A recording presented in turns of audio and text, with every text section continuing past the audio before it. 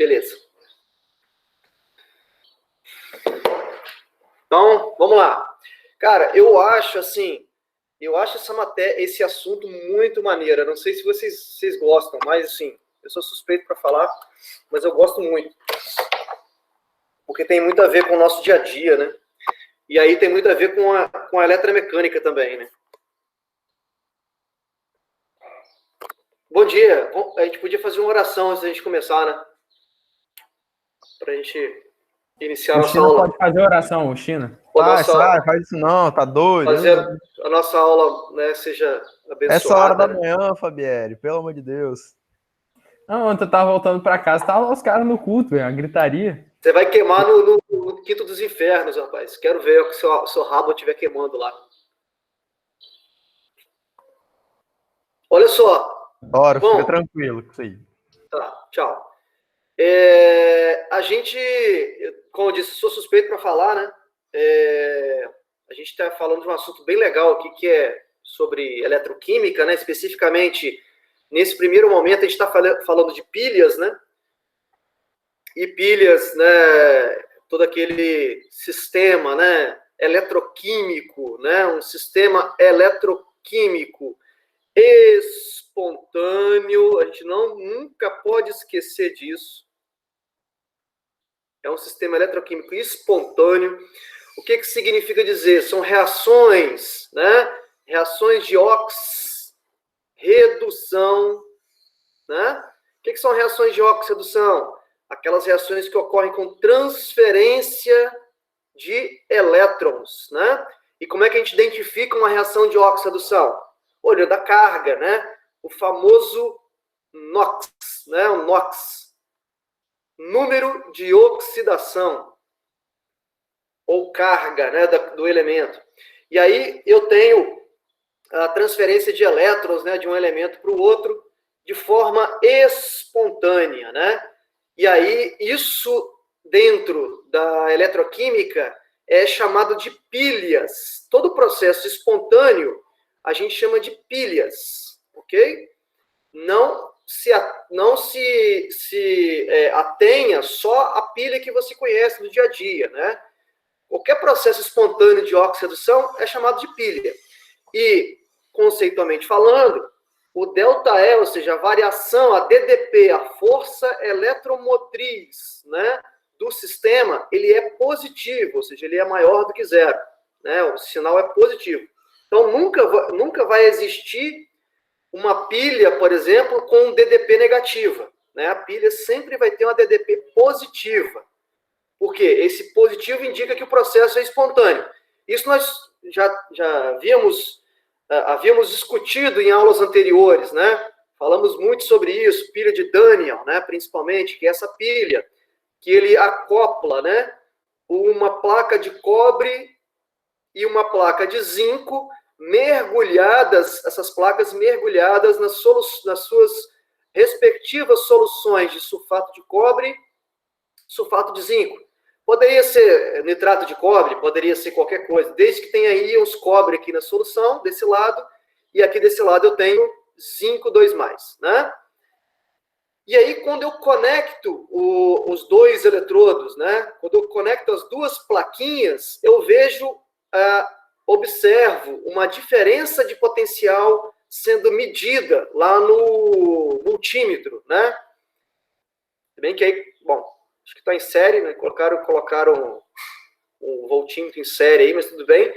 Mas, enfim, eu tenho uma diferença de potencial, né, entre as duas placas, né? Medida das duas placas. E aí, bom, de onde que vem essa diferença de potencial aqui, né? Por quê? Porque um dos elementos da placa, né, tem tendência a oxidar maior em relação ao outro. Em outras palavras também, um tem tendência a reduzir maior do que o outro, né? Então aqui, ó, nós usamos, né, fizemos alguns problemas na aula passada, e aí a gente usa, né, essas tabelas, né? Tabela de potencial padrão de redução. E as tabelas são sempre descritas na forma de semi-reação. O que seria uma semi-reação? Semi é uma metade de uma reação, não é isso? É uma metade. E aí eu tenho aqui, ó, algumas das semi-reações, né, descritas para várias substâncias, vamos dizer assim. E se você observar aqui, ó, todos estão descritos, né, elemento oxidado mais elétron, elemento reduzido. Então, a carga aqui, por exemplo, do lítio é mais 1, aqui é 0, né? Substância simples. Aqui é mais, aqui é 0. Então, todas estão escritas na forma de, aqui, ó, capturando elétrons, tá vendo? São todas reações de redução. Geralmente, as tabelas, elas são descritas como padrão, elas são descritas dessa forma, né? E aí, o que quer dizer isso? Ó, quer dizer, por exemplo, se você comparar o íon lítio com o íon potássio aqui, ó, os dois, né? Lítio e potássio. Se você comparar essas duas, por exemplo, as duas estão descritas na forma de redução, mas dos dois, um tem vontade de reduzir mais do que o outro, né? E como é que eu vejo isso? Quem tem mais vontade de reduzir? É através do valor do potencial, né? Quanto maior o potencial, maior é a vontade de reduzir, né? E quem tem maior vontade de reduzir dos dois aqui, ó? É o potássio, né? Porque o potássio tem um valor mais próximo de 0 aqui, menos negativo, não é isso? Então, quanto mais positivo, vamos dizer assim, for o valor, mais espontâneo vai ser o meu processo. Ah, professor, e se eu quiser inverter essas duas reações, como é que ficaria? Ah, se você quiser inverter, você vai escrever assim, ó, lítio 0, indo para lítio mais 1 elétron. E qual é o potencial disso? Como eu inverti, né, o sinal vai ser 3,05. Ok? E o potássio é a mesma coisa. Se eu quiser inverter, potássio 0 indo para potássio mais 1 elétron. E aí o potencial vai ser quantos? Vai ser agora mais dos 2,93. Né? E aí, agora eu estou escrevendo as duas invertidas, já não são mais redução. Agora, as duas são de oxidação, está liberando os elétrons, né? E aí, quem tem maior vontade de oxidar? É o lítio ou o potássio? Como eu inverti aqui, ó, ao inverter eu vejo que do lítio vai ficar mais positivo do que o do potássio. Então, o lítio vai ter maior tendência a oxidar do que o potássio. Isso tem a ver com o quê? Com algo que a gente estuda lá no primeiro ano, que é o raio atômico, né? O raio do lítio é maior do que o raio atômico do potássio. Então, a gente diz que o lítio perde elétrons mais fácil do que o potássio. Beleza? E como é que a gente usa, por exemplo, essa tabela para aplicar aqui na pilha de Daniel, né? Se você for observar, onde está quais são os meus eletrodos aqui, ó? Cobre e zinco. Então, eu vou focar na tabela, com cobre e zinco. O zinco está aqui, ó. Zinco 2+, mais 2 elétrons, zinco 0. Então, eu escrevo, ó, zinco 2+, mais 2 elétrons, zinco 0. E qual é o valor tabelado do potencial? O valor tabelado do potencial, padrão de redução, é igual a tabela menos 0,76. E do cobre, quanto que vale? Já que eu tenho que ver do cobre também. Aí eu tenho que procurar o cobre aqui, ó. Acho que o cobre não vai estar aqui porque eu cortei a tabela. Mas se eu pegar aqui a tabela anterior, das aulas anteriores, né, nós até fizemos isso, ó. A do cobre está aqui, o valor é mais 0,34 volts. Então ficaria assim, ó. Cobre 2+, mais 2 elétrons, dando cobre 0, e o potencial é de mais 0,34 volts. E aí, vejam, é sempre assim, ó, a estratégia que você tem que montar é essa, ó. Você tem duas reações, duas semi-reações, na verdade, né? São duas metades, porque tem elétron aparecendo aqui, ó, né? E elétron não aparece em reação completa, né? Só aparece nas semi-reações. Eu tenho zinco sendo reduzido a zinco 0. Eu tenho cobre sendo reduzido a cobre 0, né? Só que aí, dos dois, ó, um tem o valor de potencial maior do que o outro. E quem que tem o valor de potencial maior? Do cobre. Então, dos dois, o cobre tem maior vontade, vamos dizer assim, de reduzir do que o zinco. Então, o que eu vou fazer com o do zinco? Eu vou inverter a reação do zinco. Por quê? Por que eu tenho que inverter? Porque, como o nome diz, é uma reação de ox-redução. Se alguém reduz, alguém tem que oxidar. Eu já sei que o cobre vai reduzir. Então, automaticamente, o outro, o zinco, vai oxidar. Então, vou inverter isso aqui. Ó. Eu vou inverter e escrever assim, ó, zinco 0, transformando em zinco 2+, mais 2 elétrons, e o potencial que eu inverti vai ficar mais 0,76 volts. Agora, eu posso montar uma equação global, né? Mas antes de montar uma equação global, vamos discutir outras coisas que a gente discutiu na aula passada, que serve como revisão aí para quem não estava nas aulas anteriores, né? Na prática, o que vai acontecer com cada plaquinha, né? O que eu vou observar aqui, ó? A plaquinha de zinco, a placa de zinco, né, sólido aqui, ó, ela vai ceder os elétrons, ela vai liberar os elétrons. Então, a gente fala que a placa de zinco serve como polo negativo. Ó, polo negativo. Ok? Então, a placa de zinco é o polo negativo da minha pilha. E esses elétrons, eles vão seguir aqui, né? Vão seguir o fluxo, né? Real aqui, dos elétrons, né? Até chegar aqui na plaquinha de cobre. Aqui, vou chegar na plaquinha de cobre. Quando ele chega na plaquinha de cobre, eu tenho uma redução dos íons cobre da solução. Então, aqui, a plaquinha de cobre, onde os elétrons estão chegando, a gente chama de polo positivo. Beleza?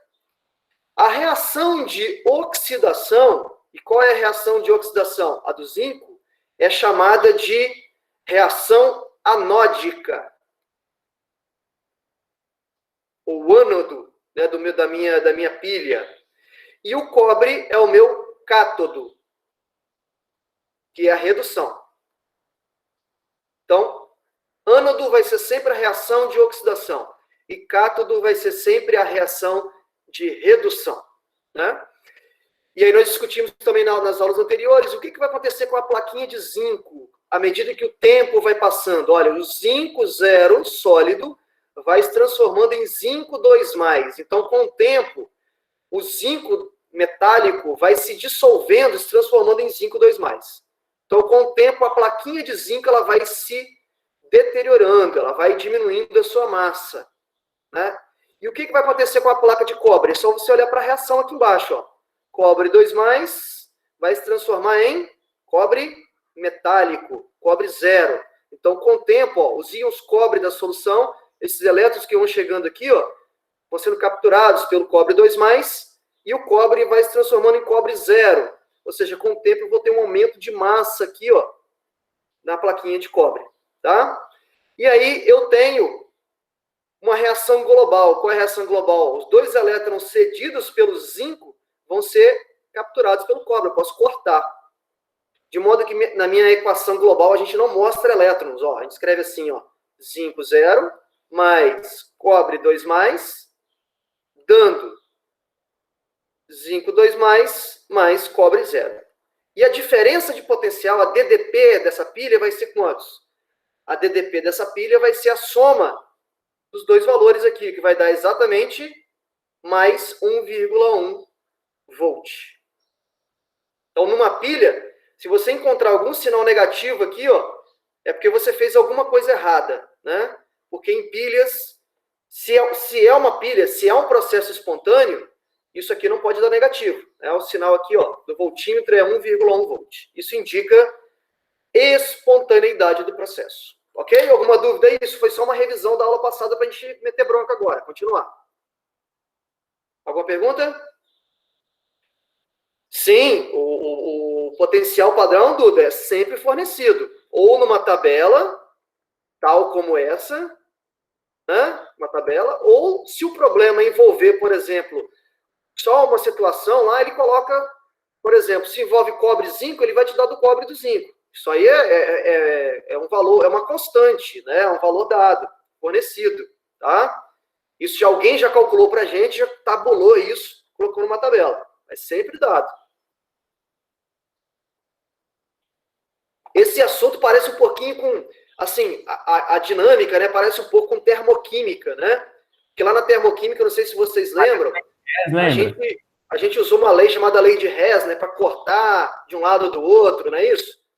Mas são coisas parecidas, assim, esquematicamente, mas o conceito por trás é totalmente diferente, né? Lá na termoquímica a gente estuda reações exotérmicas e reações endotérmicas. Reações que liberam calor, né? Reações que absorvem calor. Aqui a gente está preocupado na transformação de energia química em energia elétrica, né? Ou seja, esses elétrons que estão circulando nesse circuito externo, né? E vocês muito mais do que eu sabem disso, né? Gera uma corrente elétrica, né? E essa corrente elétrica, então, a gente pode calcular, inclusive, qual é a potência, né? E tudo mais. Ok? Mais alguma pergunta aí para a gente continuar? E uma coisa que eu não falei, uma pergunta aqui, para que serve esse tubo aqui em U mesmo, chamado de ponte salina? Para que serve a ponte salina mesmo? Qual é a função dela?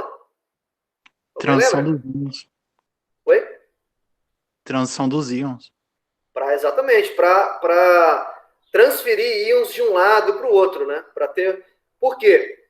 Com o tempo, né? Com o tempo não. Imediatamente quando eu ligo os fios, né? Conecto os fios aqui nos eletrodos, eu começo a ter zinco 2+ aqui, ó, aumentando desse lado, porque o zinco vai sendo dissolvido aqui, e automaticamente cobre do outro lado diminuindo, porque o cobre vai reduzindo aqui na placa, vai aumentando a massa aqui. Então eu vou tendo um desbalanceamento de cargas positivas e negativas dos dois lados. Isso aqui, a ponte salina, então, serve para isso, serve para manter o fluxo de íons de um lado para o outro, né? Essa é a função da ponte salina. Aqui um probleminha, para a gente resumir isso, ó. Uma célula eletroquímica construída com eletrodos de zinco e cromo. Então ele mudou agora o sistema, ó. Colocou zinco e cromo. Em soluções de seus respectivos íons, é representado na figura. Então ele coloca aqui uma plaquinha de zinco, mergulhada aqui numa solução de zinco 2+, e uma plaquinha de cromo agora, né? Cromo, mergulhado na solução de cromo 3+. Tá aqui, ó, cromo 3+. E aí ele dá aqui, Duda, ó, ele dá os potenciais padrão de redução, tá vendo? Ó? Como o problema envolve só zinco e cromo, ele deu só o potencial do zinco e do cromo. Não deu aquela tabela completa, né? Para quê? Para não ficar enchendo aí o texto de muita informação, né? E aí, sobre essa célula eletroquímica, são feitas as seguintes afirmações. Então, vamos lá. Antes da gente responder as afirmações, a gente consegue responder todas as afirmações tentando interpretar as semi-reações aqui, ó, de redução, né? Olha as duas reações de redução do zinco e do cromo. Olha o sinal aqui, ó, do potencial. E aí, nós vamos entrar na mesma discussão que eu fiz aqui antes, né? Quem tem mais vontade de reduzir, né? Já que as duas são de redução. Quem tem mais vontade de reduzir? O zinco ou o cromo? Quem reduz mais facilmente? O zinco ou o cromo? Qual valor está mais próximo do positivo ali? São dois sinais negativos. Oi? O zinco? O zinco. O zinco, o sinal aqui é menos 0,76. O cromo é menos 0,74. Foi a Águida que falou? Eu não ouvi. Mas qual valor está mais próximo do zero aqui, ó, na escala, né? Qual valor está mais perto do positivo aqui, tendendo para o positivo? É o zinco? Vocês acham que é o zinco? Acho que não, né? O zinco está aqui, ó, menos 0,76, por exemplo. É o cromo, né? O cromo está menos negativo. Então, quer dizer o seguinte, dos dois, o cromo é o que reduz mais facilmente. Então, eu vou manter o cromo como está escrito. Escrever assim, ó, cromo mais 3 elétrons, dando cromo 0. E o potencial aqui vale menos 0,76.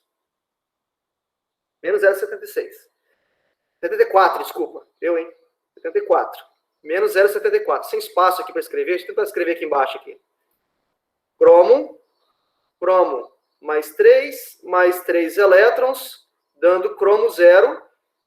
O potencial aqui é de menos 0,74 volts, né, que é a unidade. Se eu mantive o cromo reduzindo, então quem vai querer oxidar vai ser o zinco. Então eu vou inverter o zinco. Inverter o zinco, escrever assim, ó. Zinco, 0, sólido, se transformando em zinco 2+, mais 2 elétrons. E o potencial, como eu inverti, vai ser de mais 0,76 volts. Se eu cortar aqui agora, ó, né? Primeiro, eu não vou conseguir cortar elétrons, né? Tá vendo? Porque eu tenho 3 elétrons aqui, eu tenho 2, ó. Para cortar elétron com elétron, né? Do jeito que está aqui, não dá para cortar.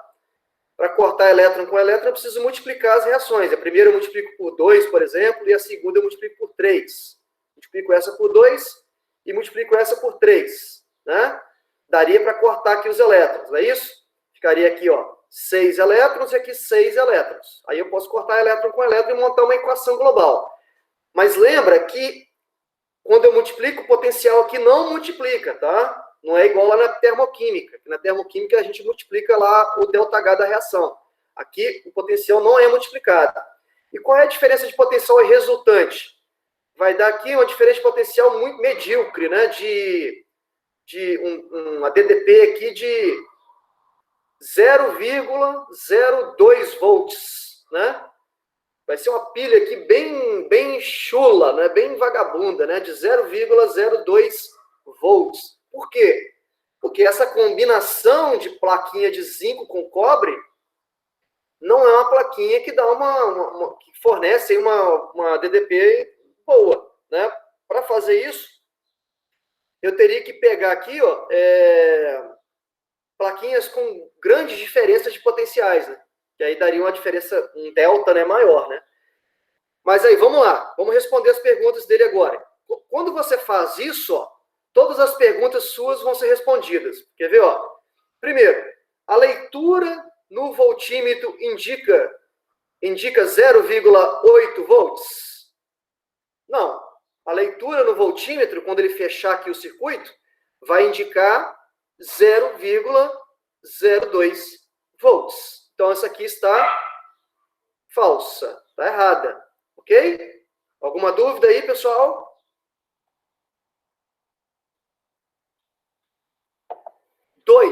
O eletrodo de zinco, a plaquinha de zinco, é o polo positivo da bateria. Certo ou errado? O polo positivo é o zinco. Tá certo? Vocês acham que tá certo? Ó, o que eu acabei de concluir aqui, Renan? Que o zinco, ele está liberando elétrons, ele que está oxidando, tá vendo? Então, os elétrons estão saindo daqui, ó. Então, ele sofre oxidação. Então, ele está liberando elétrons, ele é o polo negativo e não o polo positivo. Ele que está liberando elétrons. Então, é a reação anódica, isso? É o ânodo. Então, não está certo. Ele é o polo negativo da bateria. O polo positivo é do cromo. Então, essa aqui também está falsa. 3. Os elétrons fluem do eletrodo de zinco para o eletrodo de cromo. Acabamos de responder isso, né? Ele sai aqui, ó, do zinco e vai em direção ao cromo. Então, está certo. É verdadeiro. O compartimento catódico da pilha, ou seja, o cátodo da pilha, contém o eletrodo de zinco. Bom, se a 2 está falsa, automaticamente a 4 também está falsa, né? O compartimento catódico da pilha contém o eletrodo de zinco? Não, o eletrodo de zinco é o anodo, não é o cátodo. Então, também está falso isso. O processo realizado é espontâneo? Ou seja, quando eu colocar os 2 fios conectados, vai ser um processo espontâneo? Verdadeiro, né? Porque aqui, ó, diferente potencial, apesar de medíocre, mas é positiva, né? Mais 0,02 volts. Então, esse aqui também está correto. Então, estão corretas 3 e 5. Alternativa letra E. Alguma pergunta?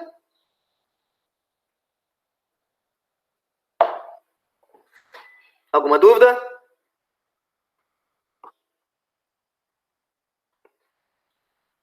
Outra sisteminha aqui bem legal, para a gente fechar isso. Pode-se montar um circuito elétrico com um limão, uma fita de magnésio, um pedaço de fio de cobre e um relógio digital, como mostrado na figura. Eu até mostrei o vídeo na semana passada, né? Do YouTube. Só que o cara, ao invés de usar aqui magnésio, né? A gente pode usar um parafuso. Esse parafuso galvanizado, né? Os parafusos, né, normais, eles são aquela película brilhosa que tem nos parafusos, é de zinco, né? Então, você pode colocar aqui no lugar do magnésio um parafuso de zinco e usar uma moedinha de cobre, né? Essas moedinhas de 5 centavos, e montar um circuito parecido com esse, né? Você monta uma pilha. O que acontece, né? Os íons aqui do limão, né, principalmente o H+, funciona ele como ponte salina, né? Funciona basicamente como uma ponte salina.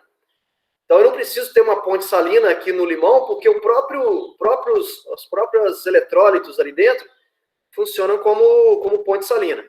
E aí ele diz assim, ó, o suco ácido do limão faz o contato entre a fita de magnésio e o fio de cobre. Ou seja, é a ponte salina, né? E a corrente elétrica produzida é capaz de acionar o relógio. Então, aqui é um relógio, não é um multímetro, né? Ele está colocando ali um relógio. Então, né, quando é feita a conexão de uma peça de ferro antiga com uma peça de cobre nova, isso, na verdade, não ajuda muito, né? Porque eu acabo oxidando o ferro ali próximo à conexão. Então, é o preço que se paga, né?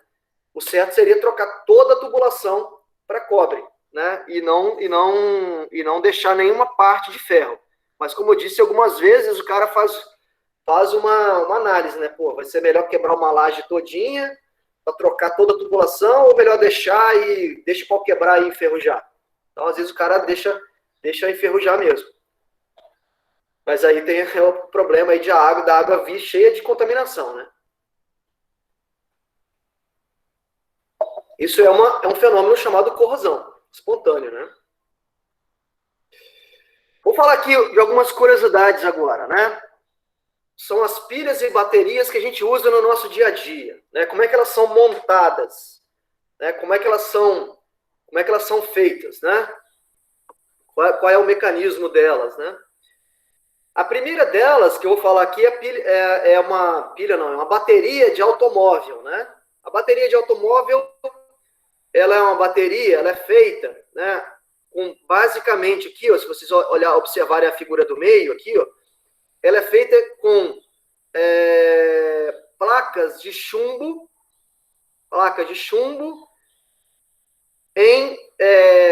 intercalado com placas de óxido de chumbo, PbO2, né? O óxido de chumbo.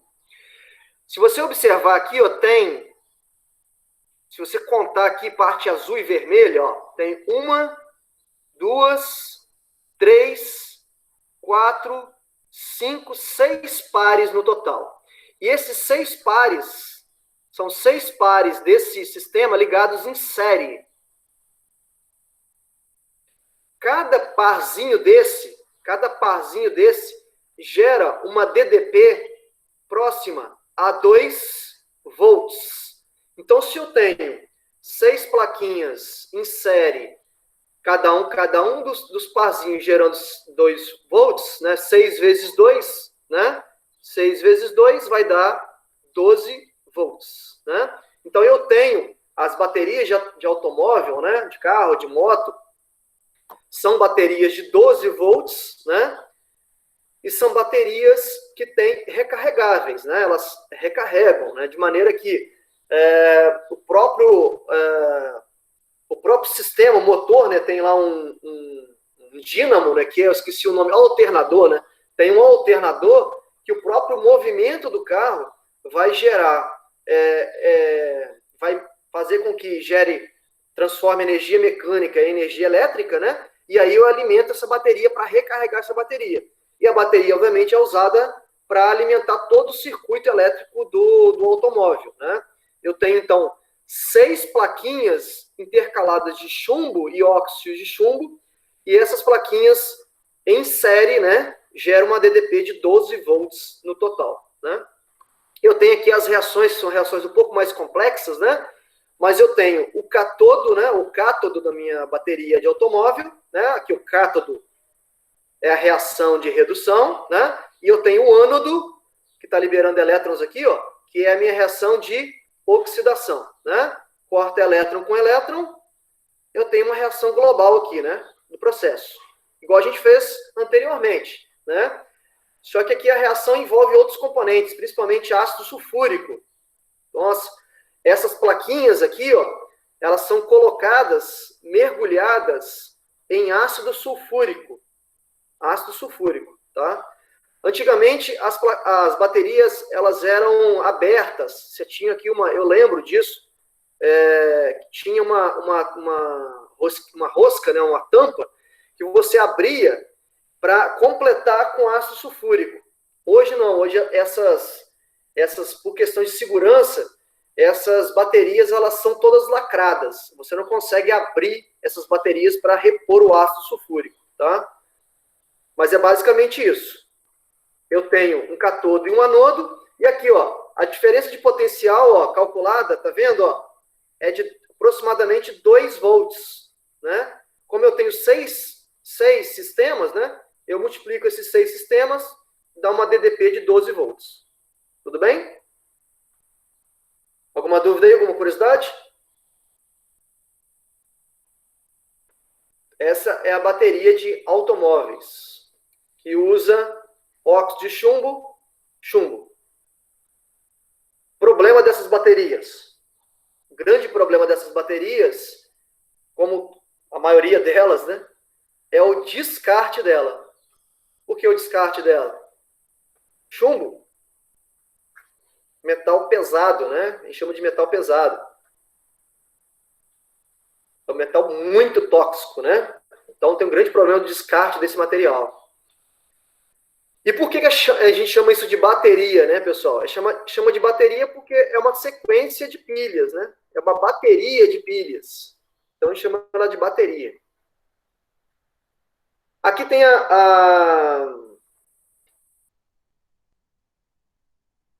Isso aí, Águida, exatamente, bem lembrado.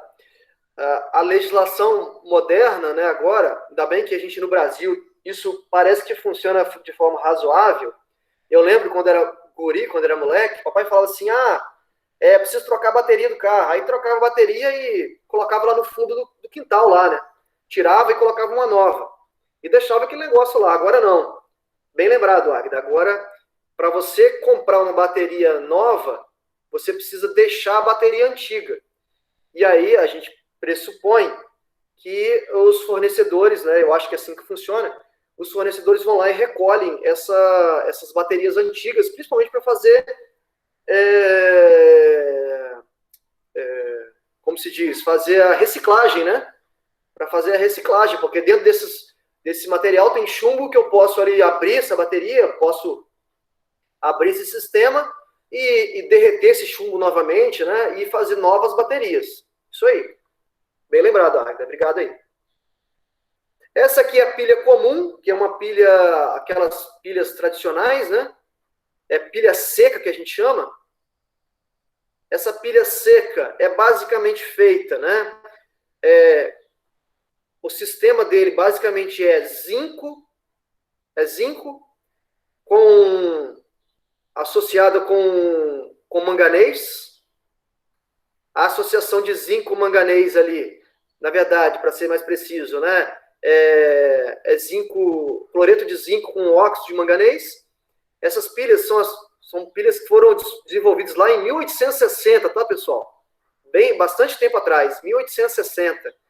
São pilhas que geram uma DDP de 1,5 volts, né? Esse sistema aí de eletroquímico, né?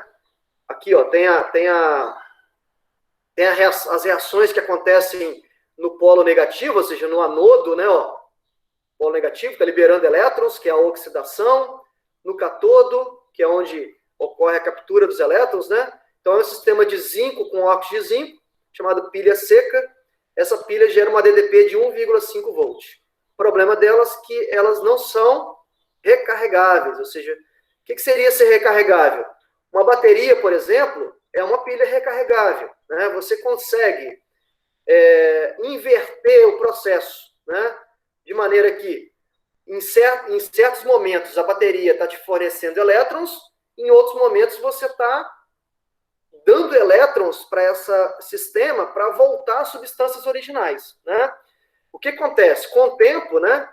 À medida que essas substâncias vão se combinando, né? Elas vão sendo consumidas para formar os produtos, e aí, quando eu não tenho mais reagente, né? A pilha deixa de funcionar. Né? Nas recarregáveis, não, você inverte a reação é reversível, de modo que você consegue voltar às substâncias originais para acontecer novas reações químicas, para gerar elétrons de novo, e aí você consegue usar essa pilha por vários ciclos, que a gente chama. Vários ciclos. Eu tenho as pilhas alcalinas. Essas pilhas alcalinas têm esse nome porque são feitas, né, usando basicamente o mesmo sistema anterior, é o mesmo sistema anterior de zinco e óxido de zinco, só que ao invés de usar pilha seca, esses materiais, zinco e óxido de zinco, eles são mergulhados em bases. Por isso que são chamados de pilhas alcalinas. Por que pilhas alcalinas? Porque usam bases ali, geralmente aqui hidróxido de potássio, né? Isso, Duda, porque são mais caras. Exato. As pilhas recarregáveis são mais caras. Elas têm um preço maior. É uma questão de fazer um cálculo, né? Essas pilhas comuns aqui, né? Elas são fadadas a acabar, né? Acabar. Só que aí, por exemplo, né? Se tem uma região que você não tem que você não pode recarregar essa pilha, por exemplo, né? Não tem uma fonte ali, uma tomada para você fazer a recarga, né? Essas pilhas ainda são úteis nesse sentido, né? São úteis nesse sentido. Aí você compra um estoque ali de pilhas não recarregáveis e guarda, e vai usando e vai guardando, vai usando e vai descartando, né? Mas assim como isso aí, bem lembrado, isso que eu vou falar agora. Assim como a bateria de automóvel, eu tenho problema que é o descarte, né? Geralmente essas pilhas são pilhas que têm zinco ali na composição, né? E manganês também, zinco e manganês, que assim como chumbo, são considerados metais pesados, né? Esses caras aqui, eles são extremamente tóxicos, né? São persistentes, que a gente chama. Eles ficam na cadeia alimentar, né, por muitos anos. E são cancerígenos, são hepatotóxicos, enfim. Entrar em contato com esses metais é muito perigoso, né? Então, essa questão de descarte realmente é uma questão importante de ser levada em consideração na hora de fazer de fabricar esse tipo de material, né? Infelizmente, as pilhas e baterias que a gente usa, de uma maneira ou outra, usam metais pesados. E esses metais pesados são tóxicos, né? Por exemplo, os primeiros celulares, né? Os primeiros celulares usavam aqueles celulares rapadura, bem grandão, né? Início da década de 90, né? Usavam essa pilha recarregável, que é de níquel-cádmio, que usa basicamente esse sistema aqui, ó, cádmio e níquel, né? E aí eu tenho a reação anódica de oxidação, eu tenho a reação catódica de redução, eu tenho polo negativo, polo positivo.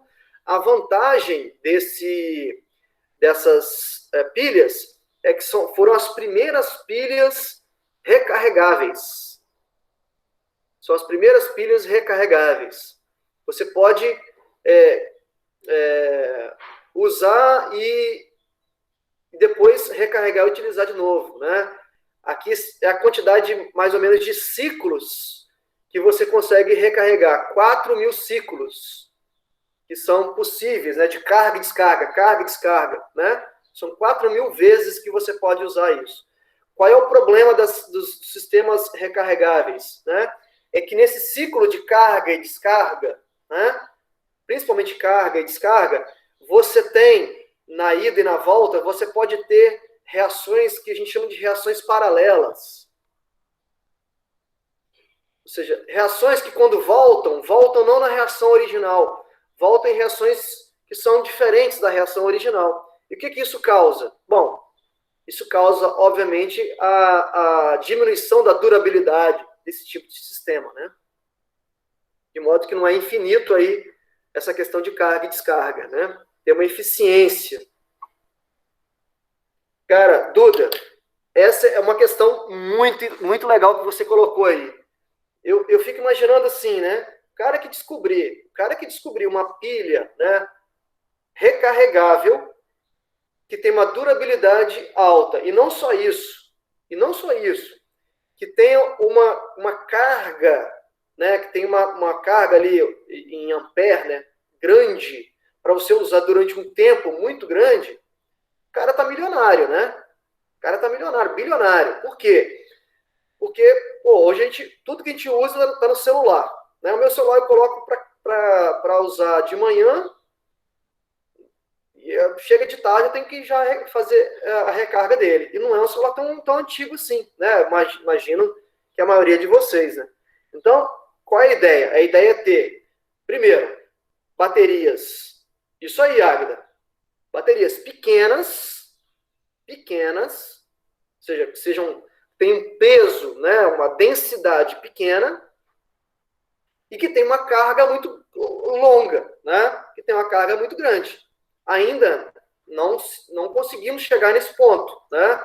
De compactar um sistema que tem uma carga, uma amperagem, né, alta, né? Que forneça uma carga alta por um período de tempo muito grande, né? Ou seja, e seja pequeno, que é o mais importante. Por exemplo, você poderia colocar uma bateria de carro, né, no seu celular. Só que olha a maluquice, né? Você tem que carregar uma bateria de carro para onde você fosse, né? Com certeza o seu celular ia ficar aí por meses ligado, né? Mas, infelizmente, ainda não inventaram, né? Não inventaram. Estão estudando, com certeza, Duda. Estão estudando isso. Só que está demorando um pouquinho, né? Para chegar nesse ponto aí.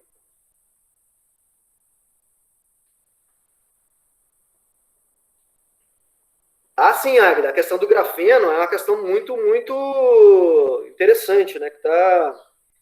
Que tá entrando aí em questão, né? O grafeno nada mais é do que carbono, né? Carbono na forma elementar, que você faz ali uma manipulação química dele e você gera um material altamente condutor, não só condutor, que tem várias aplicações, né? Uma delas é a questão das pilhas, né? Mas tem outras aplicações aí dos grafenos também. Mas devagarzinho a gente vai chegar lá. Mas dá para fazer grafeno no laboratório, por exemplo. É possível. A síntese é bem tranquila. Aqui são as baterias mais modernas, né? A bateria mais moderna é a bateria de íon lítio, né? O mecanismo dela eu não vou entrar em detalhe, que é um mecanismo bem complexo. Elas fornecem, né, uma DDP um pouco maior do que as baterias de íon lítio, de níquel-cádmio, por exemplo. São menos tóxicas em termos de descarte, porque o lítio é menos tóxico, mas não deixa de ser, tá? Tóxico. Ao contrário aqui do níquel-cádmio, né, que são as primeiras baterias lá. Cádmio e níquel são bastante tóxicos. E são mais eficientes, né? E você pode, a questão das pilhas de íon lítio, você pode compactar elas em tamanhos bem pequenos, né? Bem pequenos. Isso é uma grande vantagem, né? Uma grande vantagem. Principalmente para equipamentos modernos, aqui a gente quer fazer tudo ficar bem pequenininho, né? Cara, eu assim, eu não sou... acho que foi o Fabrício que falou da Xiaomi, né? A Xiaomi, cara, realmente ela é a tecnologia que eles têm é bem bacana, assim, de questão de bateria e tudo mais, né? Inclusive de questão eletrônica mesmo, de tecnologia mesmo. Eu comprei um relógio, esse relógio que eu uso aqui da Xiaomi, é um tipo esse que faz conexão com o celular, né, e tudo mais. Ele é barato, ele não é caro. Cara, e a bateria dele, sem sacanagem, a bateria dele dura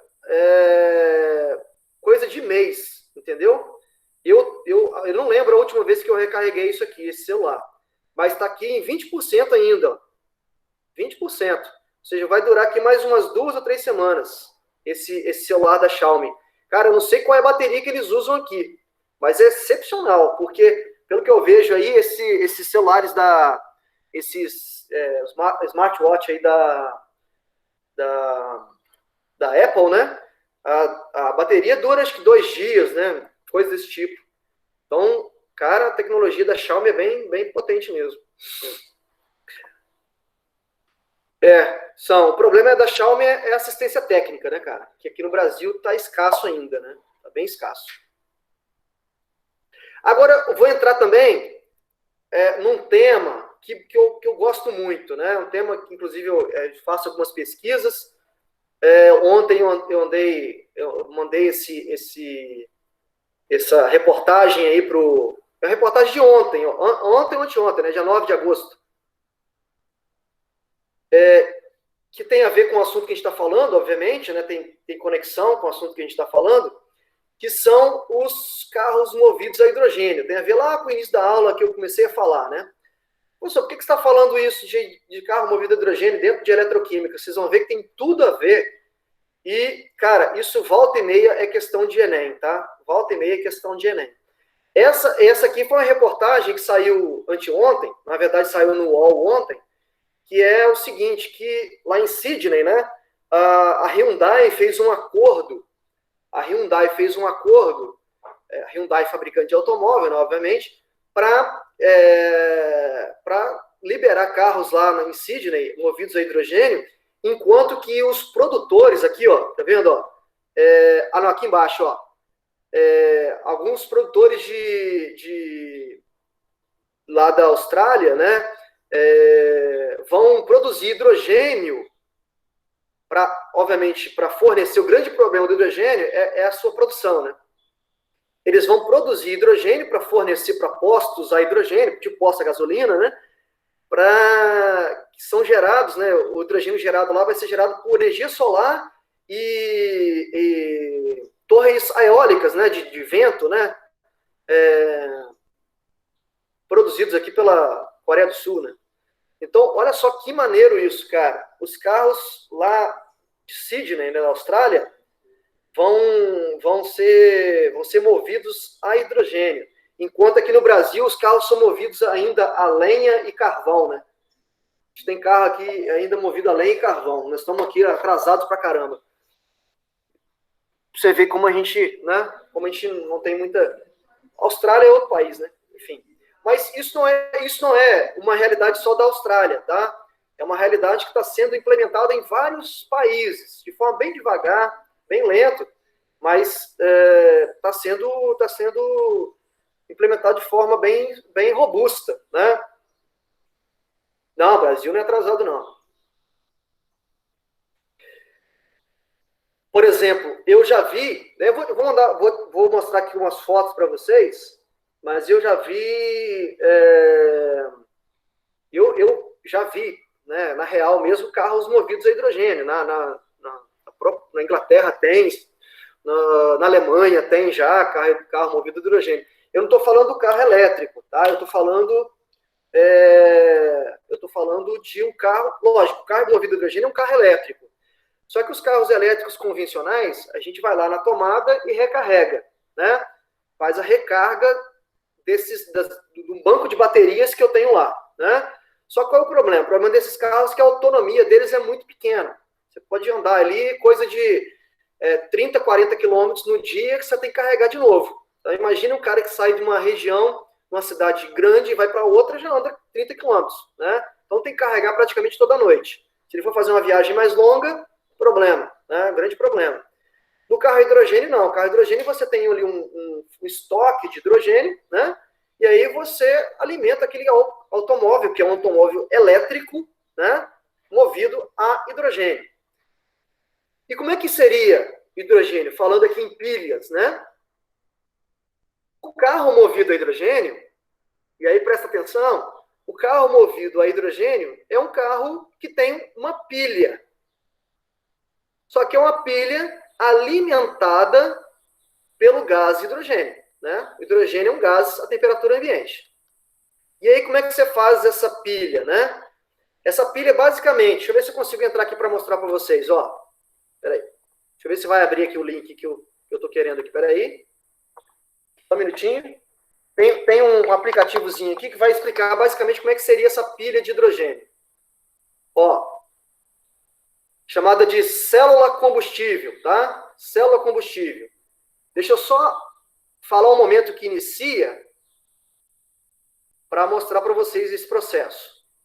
Seria basicamente, ó, entrada de hidrogênio lá em cima, entrada de oxigênio aqui embaixo, do O2. Os hidrogênios são oxidados, liberam os elétrons que vão alimentar um circuito externo. Então, é basicamente, essa pilha combustível, qual é a função dela? Essa pilha combustível, a função dela é liberar os elétrons, e esses elétrons vão ser capturados pelo oxigênio lá do outro lado, e aí forma água. A reação final é água. Então, ó, oxigênio, hidrogênio deixa os elétrons, libera H+, elétrons alimenta o circuito externo, volta, combina de novo, forma água. É muito maneiro esse sistema, muito maneiro. Qual é o produto da reação aí, ó? Água, água limpa, água destilada, inclusive, né? Então eu tenho, ó, quais são as reações, ó? Eu tenho hidrogênio de um lado, que entra e deixa os elétrons, ó. Deixa os elétrons. Reação anódica. É o ânodo, ó. É o meu polo negativo da minha pilha. Esses elétrons, ó, são capturados pelo oxigênio e combinam com H+ para formar o quê? Água. Essa reação catódica. É o polo positivo da minha pilha a hidrogênio. A reação global é essa, ó. H2 mais O2 formando água. E esses elétrons vão ser o quê? Esses elétrons vão ser os caras responsáveis por movimentar o circuito elétrico, por movimentar o motor elétrico. Exatamente. 2 coelhos com uma caixa d'água só. Muito fera isso. Na verdade, Fabris, esses carros aí, eles nem precisam de radiador. Porque eles não são, o motor desses carros não é um motor a combustão, né? Não é um motor a combustão. Então, não, na verdade, não precisa nem resfriar o motor. O que precisa, aí sim, é uma questão interessante que você levantou aí, essa reação aí, que é uma reação de combustão, e a gente conhece muito bem lá da termoquímica, que as reações de combustão liberam calor, né? Reação de combustão é uma reação exotérmica. O grande problema dessas células a combustível, e os caras estão estudando ainda como resolver esse problema, essas células a combustível, quando o hidrogênio entra e o oxigênio entra, isso gera calor. Isso acaba degradando essa célula combustível. Então, existe um grupo de pesquisa aí no mundo todo envolvido para melhorar essa questão aí do calor envolvido nesse processo, né? Porque não é simplesmente uma célula combustível. Vou mostrar aqui, ó. Essa aqui é uma célula combustível que eu tenho lá no laboratório. Eu comprei, o Mercado Livre vende. É uma célula combustível bem pequenininha, tá? Só para ser usada aí lá em escala de laboratório, tá? Ali dentro eu tenho membranas, eu tenho catalisador para essa reação acontecer, eu tenho membranas poliméricas, né? Que são muito sensíveis ao calor. Então, existe um estudo só para fazer isso. Aqui, ó, é um vídeo, vou mostrar para vocês aqui, o da Play, de como que é essa questão do carro movido a hidrogênio. Eu fico bastante empolgado com isso. Vê se o som não precisa não, porque vai dar para entender sem o som. Vou dar play aqui. Tá em inglês aí, mas tá tranquilo.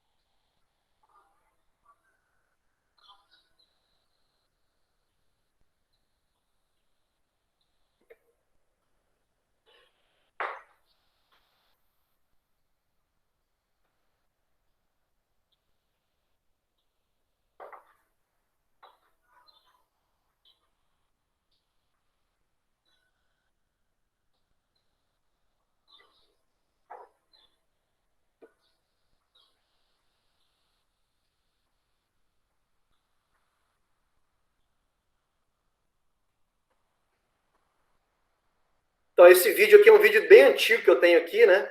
Ele está mostrando aqui um carro real, né? Um carro que existe aqui, movido a hidrogênio, né? Como vocês viram aí, é um carro totalmente elétrico, né? Não tem motor a combustão, não tem ruído, né? Não tem ronco de motor.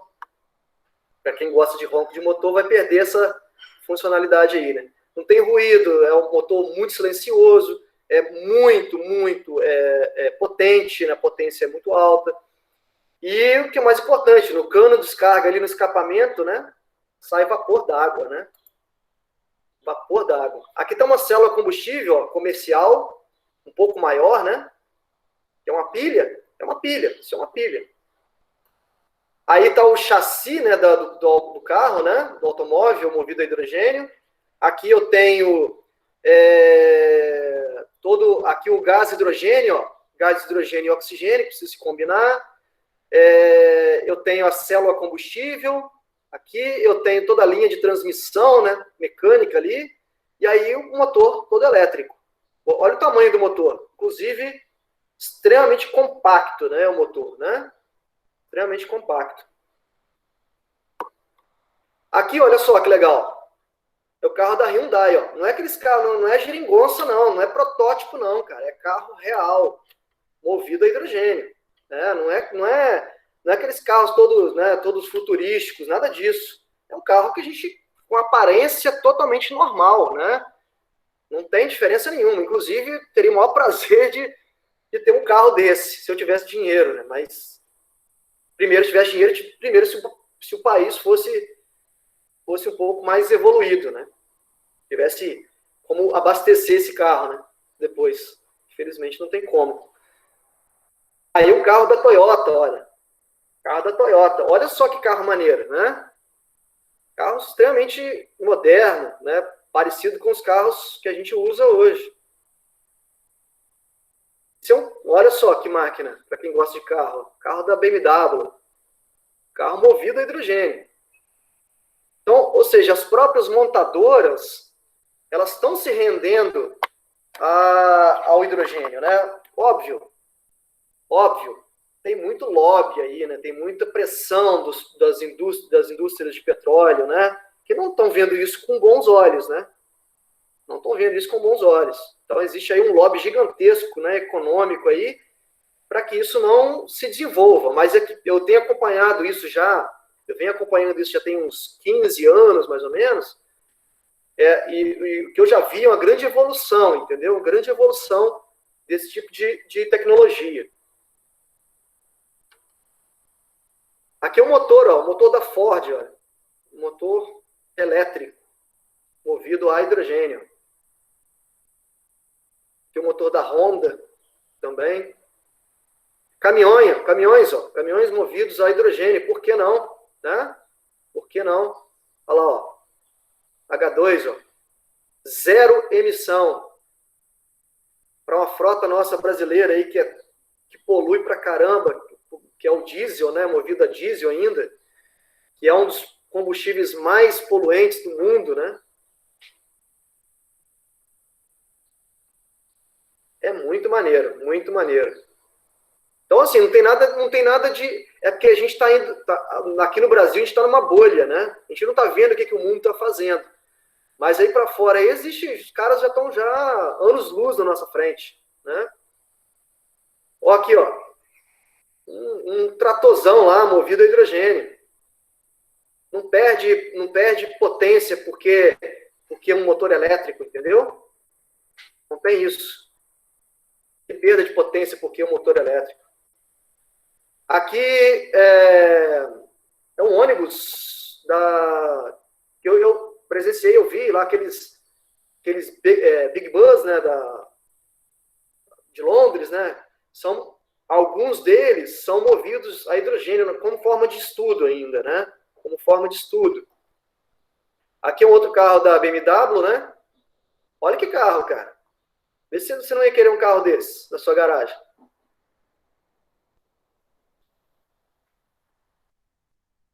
Aqui, para mostrar que... o outro é mais bonito. Aqui, o outro é mais esportivo, né? Para mostrar que já existem no mundo, né? Já existem no mundo carros postos a hidrogênio, né? Postos de gasolina a hidrogênio, vamos dizer assim, né? O grande problema, o grande desafio aqui, né? Tem alguns desafios. O primeiro desafio é a produção do hidrogênio. O hidrogênio não existe livre na natureza, né? Você não consegue separar, por exemplo, igual a gente separa o oxigênio do ar, né? Segundo problema, então, o primeiro problema é a produção dele. Segundo problema é a própria célula combustível, que ainda tem que acontecer algumas melhorias. Terceiro problema é a questão da rede de abastecimento, né? da rede de abastecimento. Você tem que criar toda uma rede de abastecimento para ter uma forma de abastecer o carro. Né? Não adianta ter o carro se não tem abastecimento, né? Que eu falei com vocês antes. Então, tem todas essas questões ainda que precisam ser resolvidas. Né? Um carro mais antigo da Ford, tá? Esse aqui é bem antigo, lá do início dos anos 2000, né? Tá bem atrasado, isso tem que tirar esse slide daqui. Aqui como é que seria por dentro, né, do chassi do carro, que eu já mostrei. Aqui, ó, lá em Londres, né, ó, os protótipos, né? Como é que seria, né, a questão da montagem. Aqui um carro da Volks, com a célula a combustível. Avião. Postos a combustível de hidrogênio. Aqui, ó, eu fiz questão de colocar isso daqui, porque a Shell, né? A Shell é uma dos maiores produtores de petróleo do mundo, né? E a própria Shell está se rendendo, né? A própria Shell está se rendendo ao hidrogênio, né? Eles mesmos estão se rendendo ao hidrogênio, só que não é aqui no Brasil, né? É lá na país de primeiro mundo, né? Islândia. Ok? Então aí foi só uma discussão legal, né? De aplicação da eletroquímica, né? Aplicação da eletroquímica envolvida aí numa pilha, né? Uma pilha diferente, uma pilha nova, né? Chamado pilha de hidrogênio, né? Que é essa pilha que envolve essas duas reações aqui, né? Reação, eu preciso ter o hidrogênio vai se transformar em H+, e liberar elétrons, a gente chama de reação anódica, e aí eu tenho a reação catódica do oxigênio, o saldo global, ou seja, a reação global é produção de água, né? Produção de água. Ah, sim, esqueci de falar, né? A DDP aqui, ó, a diferença de potencial calculada dessas duas semi-reações, dá 1,23 volts, tá? 1,23 volts. Não sei se vocês viram lá na montagem do carro, né? Você tem uma pilha que é montada em série, né? Essa pilha em série vai gerar uma DDP maior, né? Uma DDP maior para alimentar ali o circuito elétrico do carro, né? O circuito eletrônico do carro. Ok? Alguma dúvida aí, pessoal? Alguma pergunta? Uma pergunta? Hoje eu vou terminar um pouquinho mais cedo, para não misturar assuntos. E aí, na semana que vem, a gente vai continuar o bate-papo com corrosão e entrar na parte da eletrólise. Beleza?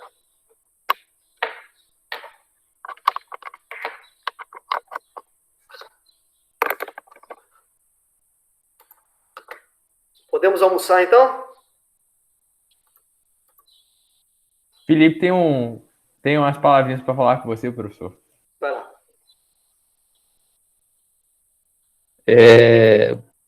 Quem tem para falar? A gente estava conversando e queria que você falasse W de novo.